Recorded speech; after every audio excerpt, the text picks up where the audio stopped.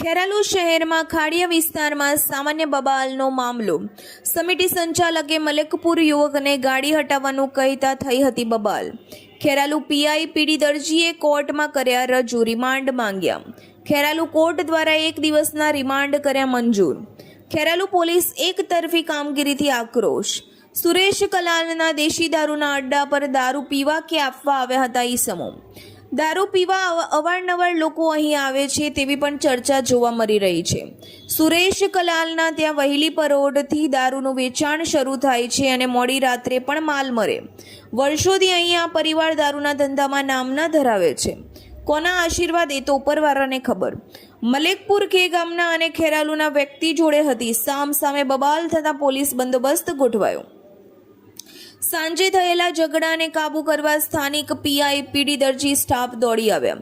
DYSP Dineshsinh Chauhan પણ Kheralu police મથકમાં આવ્યા. બંને પક્ષના આગેવાનો હાજર રહ્યા અને આમને સામને ફરિયાદ લેવાની પોલીસે તજવીજ હાથ ધરી. બંને પક્ષે ફરિયાદ દાખલ કરવામાં આવી છે. ફરિયાદ કરવા પહોંચેલા મુસ્લિમ સમાજના લોકોને લોકઅપમાં મૂક્યા. એક પક્ષના 2 આરોપીને જેલ હવાલે કર્યા પણ આજે પણ રખાશે જેલમાં. બીજા પક્ષના 2 આરોપી હજુ પણ પોલીસ પકડથી બહાર. ખરીદ વેચાણ સંઘ સહિત બનાવ સ્થળે સામાન્ય પોલીસ બંદોબસ્ત ગોઠવી દેવાયો. ખેરાલુમાં પોલીસ બંદોબસ્તથી શાંતિનો માહોલ. Reporter Alpesh Raval, DT news live 24, Mehsana.